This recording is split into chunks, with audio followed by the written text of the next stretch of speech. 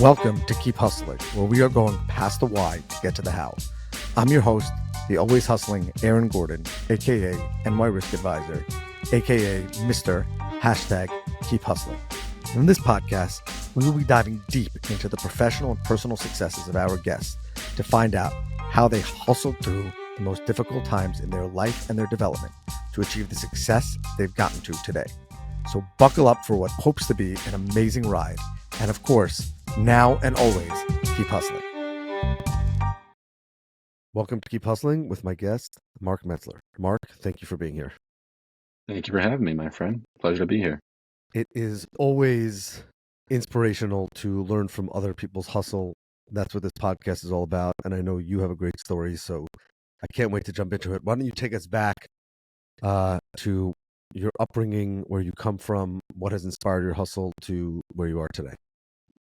Yeah, so I'll give you kind of a background. My father is an incredibly hardworking person, and I think that's where I get a lot of my drive and a lot of my motivation from.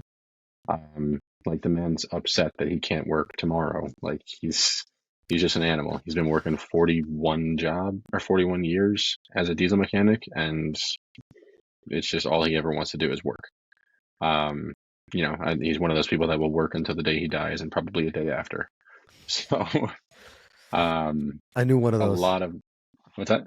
My dad was the same way. So, yeah, I mean, I think that's just a common trait among a lot of, I don't want to say hyper successful, but just successful people. I think you got to have that model when you're growing up. And so, a lot of the values that I learned are from him, and a lot of the values that I learned about just how to treat people, how to approach people, how to just wake up every day and give it your all are from him. Now, obviously, I'm not in the diesel mechanic field. He is. Both of my uncles are. My grandfather is a diesel mechanic or was a diesel mechanic. But I decided to do something different with my life because I learned from watching them destroy their hands and destroy their bodies day in and day out. And they told me, don't do this. And while it would have been very easy and I would have had a lot of things to take on as far as tools and knowledge and experience and, entry into a lot of different opportunities, it was just not the life that I wanted to pursue. So back in 2018, 2019, give or take, I was working at a local body shop just for cash. And I enjoyed detailing. I enjoyed doing all those things, kind of just that customer service, salesy side of things. But I still love cars. I love cars day in, day out. It's just part of who I am. It's part of my brand. And I was detailing cars there, and I met my quote unquote supervisor, if you will. I was the boss's son, but he was pretty much the person who showed me the ropes at the body shop. And he was so interested in investing, and he had his house paid off. He had rental properties. He had everything set, ready to go. Lived a very frugal lifestyle. And I'm like, he knows what the hell he's doing. I was like, all right. So I learned a little bit from him, learned about investing, learned about rental properties a little bit, learned about tax advantages, 401ks, you name it. So I got into that. I decreased my expenses as much as possible and quickly found out that my $650, $700 a week paychecks were never going to take me very far. They're not going to afford the kind of cars that I want to drive. They're not going to afford the houses that I want to buy. So I'm like, all right, what do we do from here? And that led me into looking into a sales career, a strictly sales career, not like a sales service career, that detailing was. And so I looked into car sales, I looked into a few other things, and quickly I found that real estate sales was something that I would enjoy and that it would be something that I would be good at. So I spent almost all of 2019 listening to podcasts and listening to YouTube videos and mindset work and sales training and you name it to kind of learn the business while stacking up a sizable bank account so that I can have a cushion to go into the real estate game. From there, I went into real estate in December of 2019, about 2 weeks before Christmas. And as everyone who is listening to this knows, about 3 months later, the entire world shut down. And COVID just destroyed everything and forced everyone to be home. And I went, oh no. I was like, I quit my job. I was like, what am I supposed to do? I was like, I've got like 10 grand in my bank account. I was like, I can't live off this forever. So I had the option of either taking unemployment and getting the $600 a week that everybody else was getting, or just pouring everything that I had and more into real estate and trying to build a business. And I saw that the greats in the industry were still doing deals and things were still getting done. So I'm like, all right, it's still possible. The entire world hasn't really shut down. It's just very, very quiet and it's more difficult. Um, so with that, I mean, I think I brought in like 5 grand in my first year in real estate. It was awful. But I started to build momentum and I started to build listings and deals that were in contract by the end of the year. And I think once you have your first deal, 2 or 3 in contract and you got things rolling, you can't give up because people have now put your trust in you, especially if you have a listing. Um, Once somebody entrusts you to sell their 9 times out of 10 largest asset, it's like you can't quit. So when I got my first big listing, I was like, this is it. I can't quit anymore. So there's no way back. So I want to ask you about that, and I want to get back to another thing you said also, but is there, I feel that the more I speak to people whose careers have clicked, there's this inflection point that's like, I could quit. And when people look back at that moment, they're like, had I quit, I would not have gotten this. Meaning the snowball is about to start rolling. Mm-hmm. And obviously, hindsight is 2020. And if we could project the future, that would be great. But it's like, if you just keep going or just keep hustling at what you're doing, and you're doing the right thing. It's not like you're, Mm-hmm. trying to become a professional, an NBA basketball player when you're look like me. You know what I mean? But Exactly. it's like that if you could put in the right work, even during You're a not pandemic, delusional. right, exactly. If you're not delusional and you put in the work, that snowball moment will come and then it will accelerate. Correct. So was that a moment for you? Was that just like you had no other choice? Was that, meaning when you got into it, did you realize like this is it and I could get derailed by this pandemic, but I'm not going to? Or was it just like there's a bump in the road and better for it to happen early on in my career than being the guy who, his expenses are 10x and now desperately needs Yeah. the listing, if you will? Yeah. I mean, I think I tried to flip it the best I could when it happened and just say, I'm grateful that it's happening now.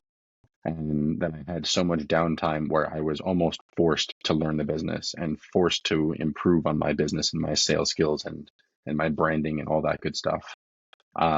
Because if you're sitting at home and you have 18 hours a day or 16 hours a day to do nothing, it's like you might as well work on the business. There's times where I've joked with colleagues and I'm like, I kind of wish we had another like shutdown so that I could fix a lot of the things that I got to fix on my business without anybody else, bothering me. So I think that allowed me to just really hone in on what I needed to do, what I wanted to do, and learn. The first few years in real estate, and I'm sure with a lot of other entrepreneurial, ventures, is just like it's like grad school. You got to sit there and learn.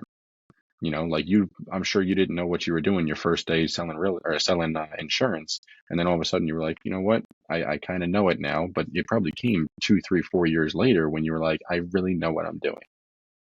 And I'm 4 100%. years in, and I feel like I'm still an amateur, still learning. There's still things that I need to learn, but it's like I'm better than most.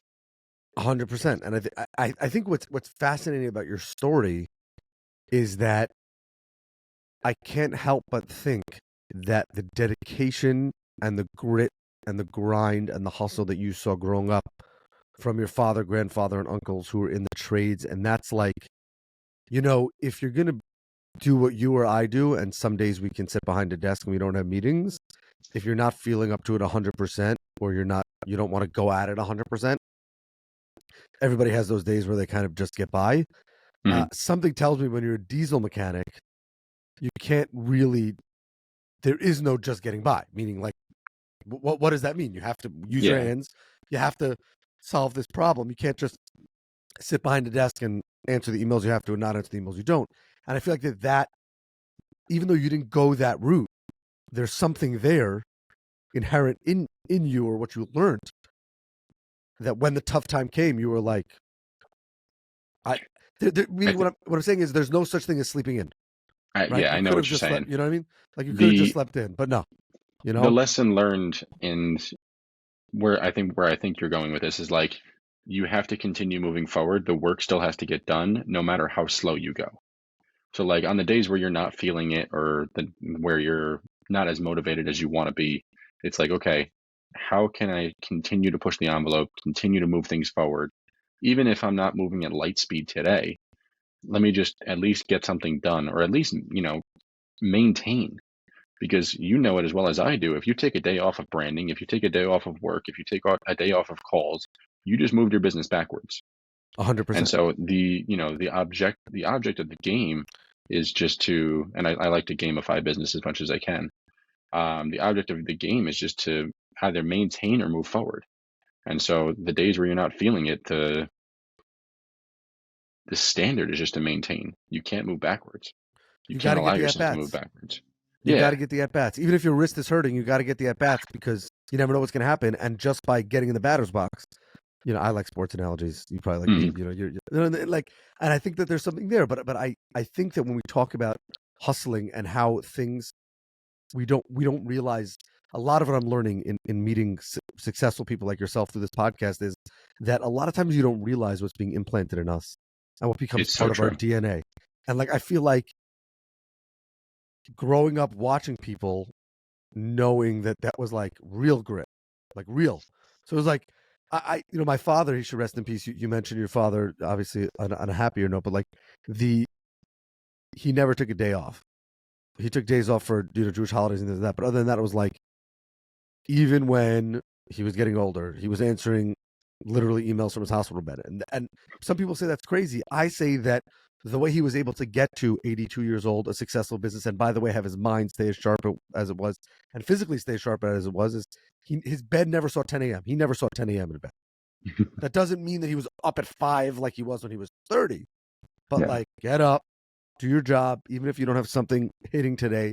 Get up, get to your desk, do what you got to do, and that will create the opportunities. And I think that that's I feel like that's in your DNA. So you definitely have a leg up there. And the fact that by the way, the fact that you took that messaging, a lot of people might have said, I'm separate than that. Yeah, I mean, I'm 20 years old. A lot of people that are my age I speak to that are friends or colleagues or old classmates or something like that, they think like, oh, well, I've earned my time off. You got to, relax a little bit in your 20s and enjoy life. And I'm like, you can enjoy life when you've earned it. And the truth is you haven't earned it yet. And so I'm on a pursuit to earn it. I want to earn my time off. I want to earn my relaxation. Like tomorrow, 99% of the world is taking, well, 99% of America is taking off for Thanksgiving. And it's just one of those things where it's like, okay, did you earn it? Because if you didn't earn it, you're going to spend all day tomorrow anxious and you're going to be anxiety filled and you're going to be sitting there like, oh, I didn't answer that email. I didn't do this. I should have sent out that postcard, or I should have done one more mailer, or did I call that lead? And you're like, you know what? If I do all of the work that I have to do every single day and every single week, then I will earn my time off and I will earn that relaxation and it'll be worth more at the end of the day. And I think that's just one of the things that's lost in a lot of the people that don't like get it, like we talked about earlier. 100%. I want to get back to something, just a question I had as you were telling your story. And that is, you said that your father and your grandfather and uncles told you not to go into the tree. Correct. And I wonder, were you convinced of that? Or Yeah. did you feel like they were protecting you? Did you feel like they thought that you couldn't do it? Did you feel like they wanted a better life for you, quote unquote, whatever it is? Meaning, like, how did that? Because by the way, you saw people that were successful. It wasn't like you saw, as you said, Mhm. obviously everything is relative. But what I mean is that you saw someone who worked hard and whose life has panned out through that hard work to maybe not being Jeff Bezos, but you know, but Comfortable. being comfortable. And so it's almost like that was the path, the easiest path for you, even though some people would say, as you're saying, they thought it would be hard to get into to that kind of a trade. But I feel Yeah. like for you being third generation, it's like, how do you The balance that when they're having those conversations with you?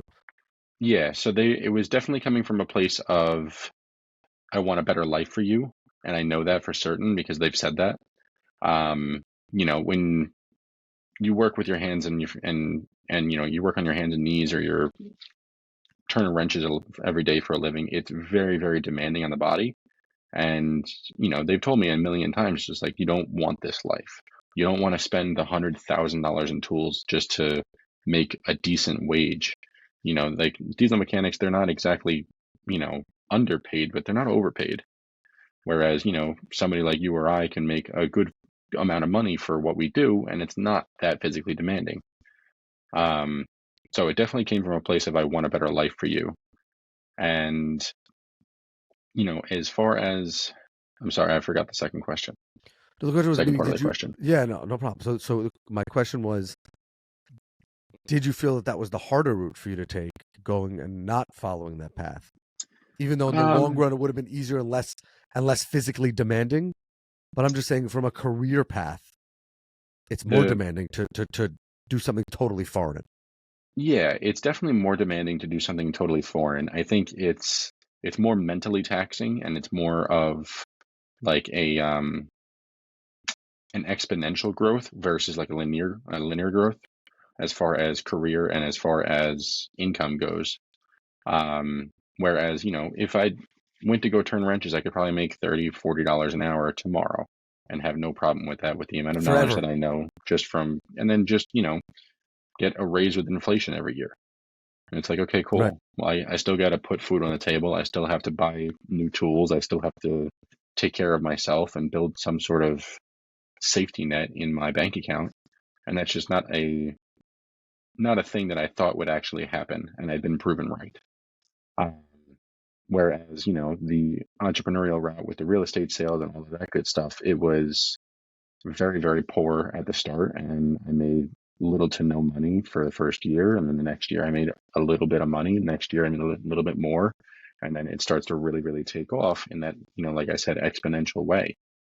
Um, so it's a sacrifice for sure. But I would say that this was the more mentally taxing and the more mentally difficult route versus the long going, physically demanding, difficult route that with the trades would be. Do you ever regret it? No, not at all. Not in the slightest. And I'll answer that 1,000 times over.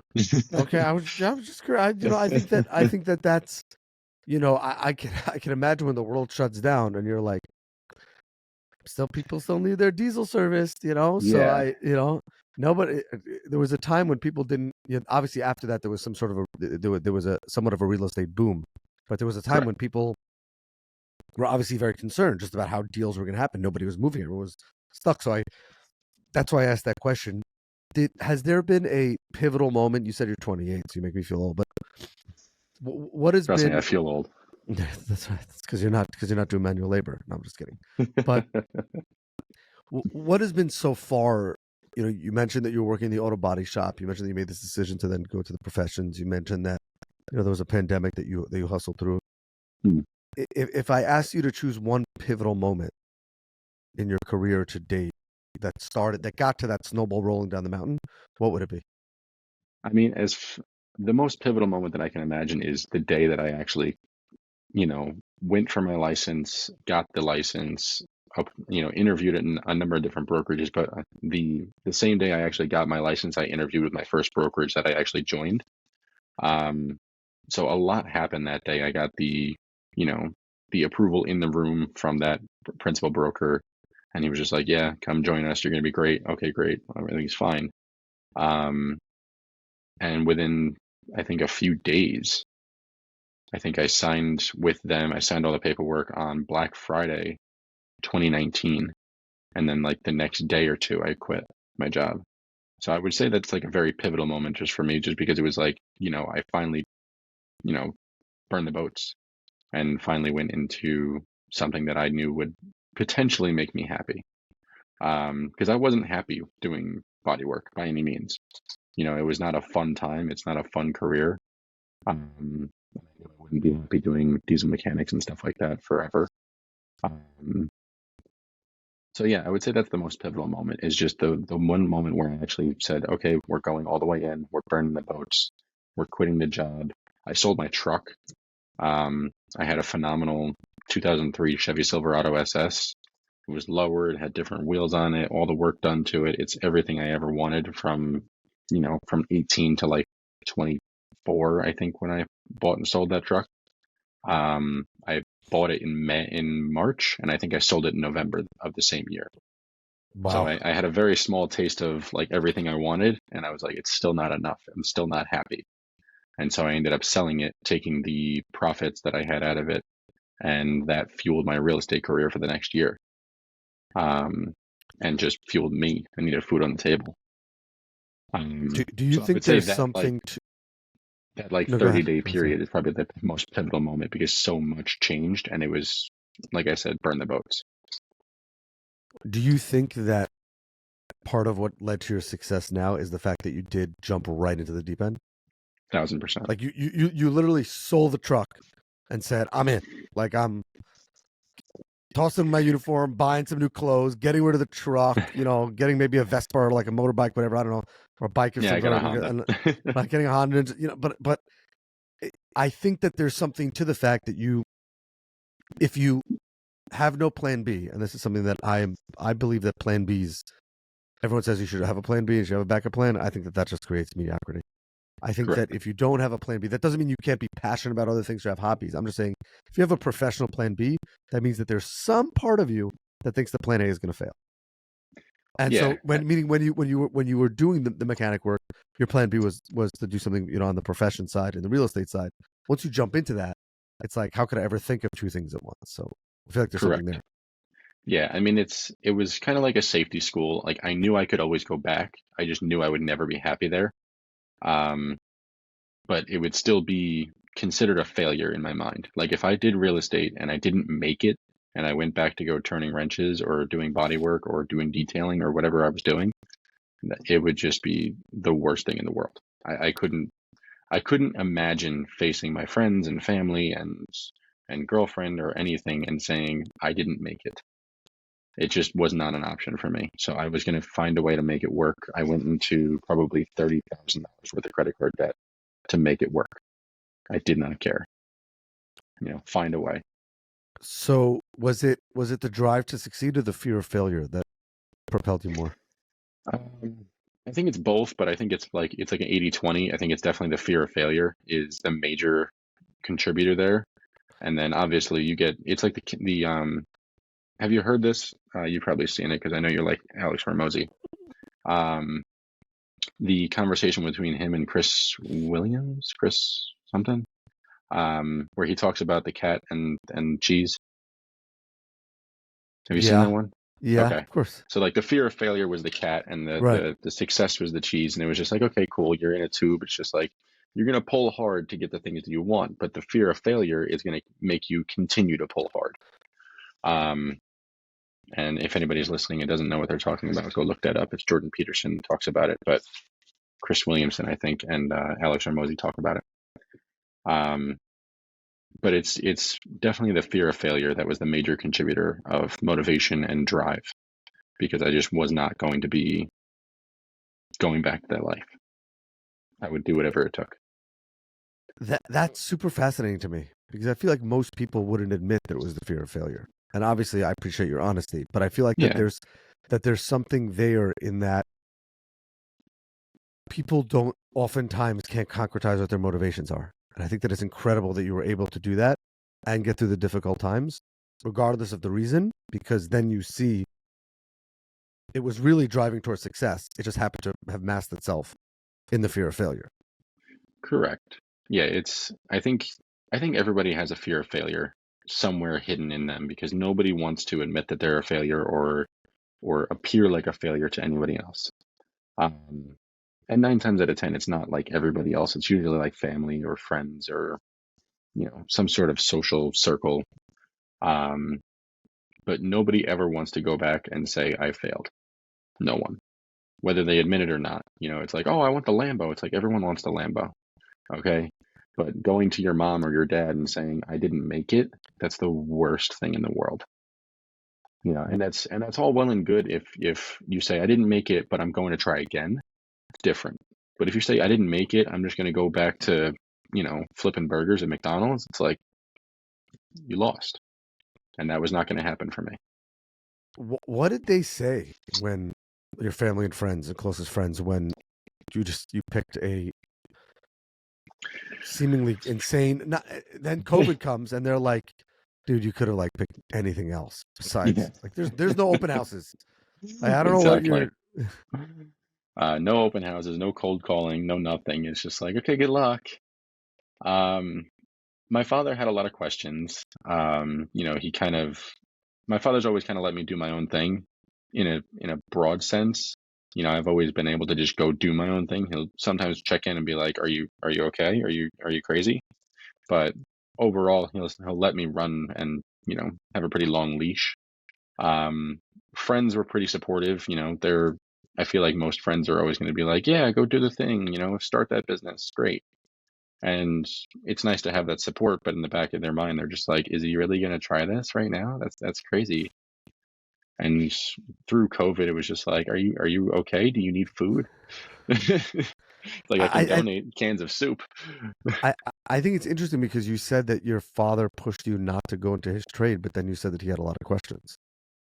Yeah, I mean it's because it's at the same time it's he always wanted me to have like a safe career, and I think that's what every father and every parent ever wants for their child is a safe, reliable career. So like I know a lot of times he pushed me towards like Metro North or working for the state or being like a correctional officer, something with phenomenal benefits, really good pay, a ton of overtime, you know, Good all the work in retirement, the like, world that and you're set yeah, up, and you're set up. You just do you do your job, do a little overtime, and you're set. precisely. And so that was kind of like, don't do what I do, but go into another safe trade that pays better with better benefits, um, but less risk, and I think that was the goal for him for me. And so when I tried this with all of the risk in the world and no benefits and no retirement, it was like, are you sure? I told you not to be on your hands and knees, but I didn't tell you Yeah, to get a real estate license right for a pandemic. exactly. And so I distinctly remember a moment. It was probably like June or July of 2020. So it was like still masks, still like I think the world just kind of opened back up. Like you could go into stores, but it was just like it was gloves and masks and nonsense. Um, and he was just like, "Do you have like a plan B if this doesn't work out?" And I said no. And I distinctly remember saying no. Plan B suffocates Plan A, I love that, and and I feel that's like he and that's probably respected that.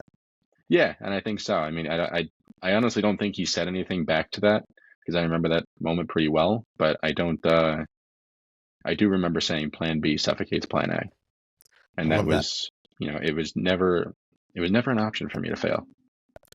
It I love was, that, and I love the fact that like this is all about hustling and staying at it. And I'm telling you, I think it's in your genes that the grit is in your genes. So like, yeah, even though it seems, and I think that from the outside, someone looks at it and says your life and your career will look so different than your father's or your grandfather's.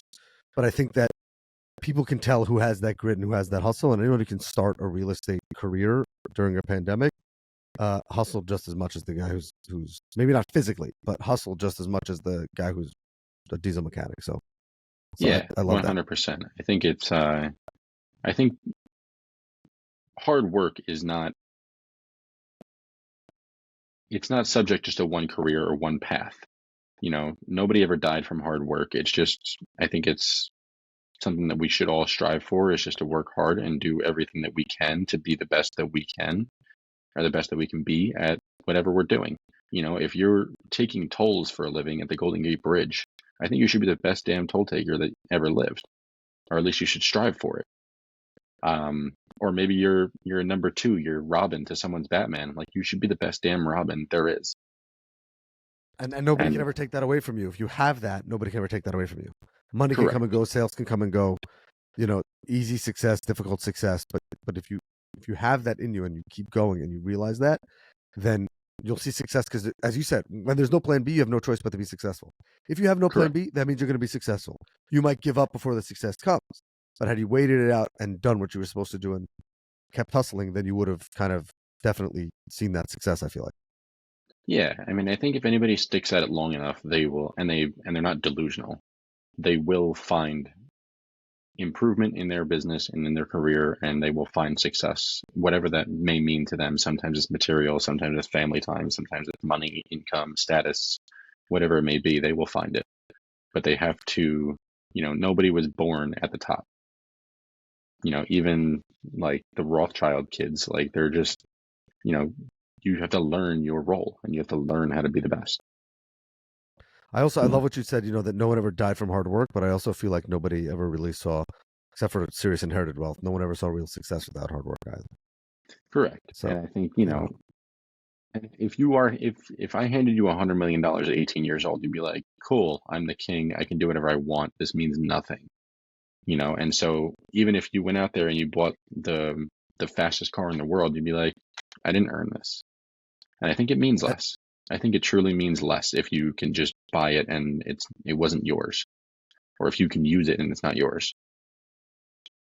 100%. Whereas if if you saved every penny to buy that car or to buy that house or something like that, and you go to bed that night in that house, you're like, I bought this. I earned this. You put that engine on the first time and it sounds sweeter than anything could ever be. It's just one of those things where you really, really appreciate it. If you can afford like a $500 steak dinner with your friends or something like that, and it's $200, $300, $400 a plate, and it's just like, okay, great. But if you made the money to get there and you did the proper work, that steak is going to taste so much better than if somebody else sat there and bought it for you. I love that, and that's a great way to close your hustle. Your hustle is inspirational. Your story is inspirational. I love the family story. I love how you put your spin on it, but kept the grit going. To me, you're one of those definitions of keep hustling. So thank you for that. I appreciate it. We ask all of our guests before we close to leave us with their favorite timely or lifetime inspirational quote and why it means so much to them. So I will turn the floor over to you. So as far as a favorite quote, it's very difficult, but I did pull one up while we were talking, and it is relevant to our conversation, and it is one of my favorites. I keep it saved in my photo gallery. And I'll read it off to you. It's from James Clear. You don't need to catch every break if you're willing to keep trying. Every winner has an archive of losses, but each attempt creates the chance for a victory. You need to be patient, but not passive. Active patience. And I think that just sums up the entire conversation. 100%. 100%. That is the very definition of keep hustling. Thank you for inspiring me, and I know inspiring our listeners. To our listeners out there, we'll put all Mark's contact and socials. Make sure you follow him. He's a good follow. His brand is out there. It's great. And his hustle is inspirational. So thank you for being here, Mark. Thank you for having me, my friend. This has been another episode of Keep Hustling. Remember, do well by doing good.